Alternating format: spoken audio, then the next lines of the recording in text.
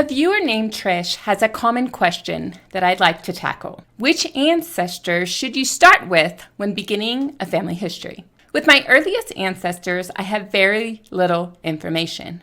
Basically, a name because my earliest were all born in Ireland was in the late 1700s or early 1800s, and I've had difficulty finding records.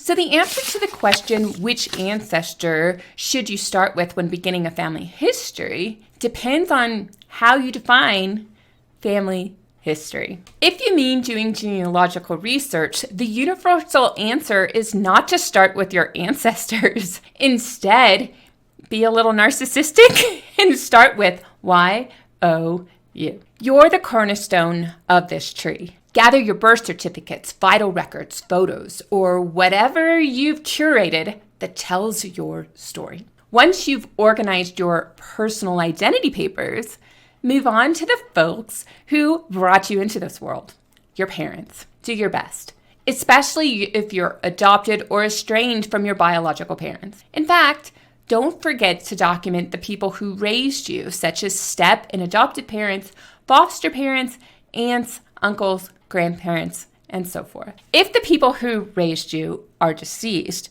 you'll want to add death-related documentation to your list of records to curate. To make your family tree rock solid, ensure quality genealogical research and records back up each parental link. While someone may tell you they remember Aunt June's birth date, see if you can find proof of that claim before you accept it whole cloth. From here on out, you repeat the process of proving parental relationships using documents whenever possible. When you run out of provable relationships, you work on another branch of your family tree. Also include extended families such as children, siblings, aunts, uncles, cousins, and so forth. However, what if your goal is to write about your ancestors' past? What then? There's no one-size-fits-all answers here.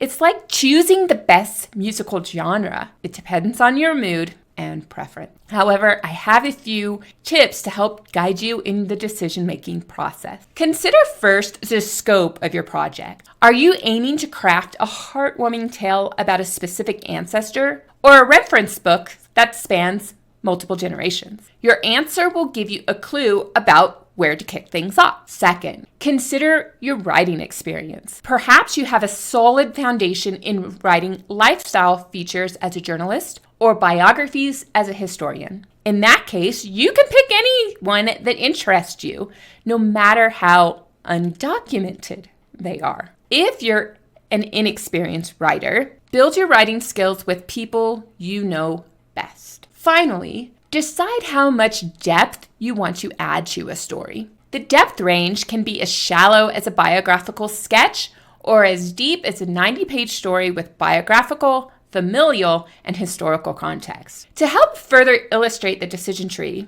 let's chart things out. First, let's talk about a book that covers multiple generations. There's 3 approaches you can choose. You can start with one specific ancestor and then detail all of their descendants. You can start with a descendant, such as yourself, and then climb your tree in reverse, documenting your ancestors. Or you can pick a theme. Let's say you want to make a book about all of the military service personnel in your family tree. Pick one ancestor for that theme and write about them, and then go on the next. How you organize them, it is up to you. Maybe it's chronologically, maybe it's by surname, maybe it's shortest story to the most exciting story. That decision is all up to you. For a book that is focused on just one person, for your first attempt, choose someone you knew or you have researched thoroughly. It's really difficult to write about somebody that you don't know. Even though I do have some writing challenges on my Write Your Family History channel where I actually write about somebody I don't know. However, if you're going to write about one person, I recommend for your first attempt to follow my advice. Choose someone you knew or that you have researched thoroughly. Now, let's talk about writing experience. If you have no writing experience, being it creative writing, journalistic, historical, and so forth, then I recommend you write about someone you knew. I also don't recommend writing about yourself because that actually is a different challenging set of issues. So pick an ancestor. It could be a parent, it could be a grandparent, it could be an aunt. Pick up someone you knew. However, if you have a lot of writing experience, no matter the field that you come from, you can choose anyone on your family tree to start writing about. The final decision topic is how much context, how deep do you want to go into someone's story? If you want to be shallow, this is very similar to writing a book about multiple generations. Pick one ancestor and then write shallow stories about all of the descendants. And I don't mean shallow in a negative. I mean, you don't go into a lot of details.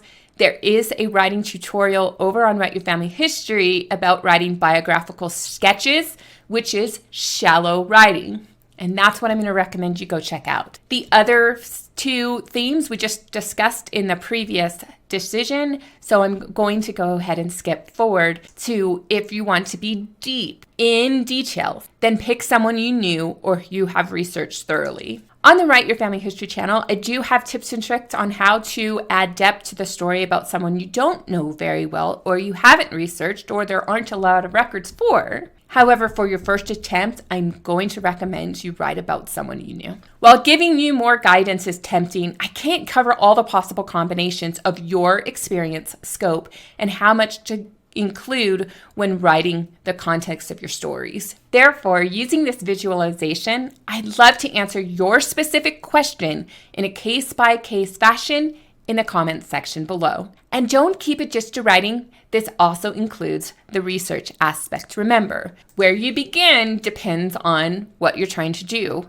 research or write. Be sure to check out the Write Your Family History channel for more tips and tricks on writing your family histories, but stay on this channel for more research-related tips. Do you have burning questions about your ancestors that keep you up at night? Submit your questions for the viewer mailbag by dropping a comment below. Don't let those nagging questions go unanswered any longer. Share your puzzlers, stumpers, and wonders with us, and let's dive into the past and bring your family history to life.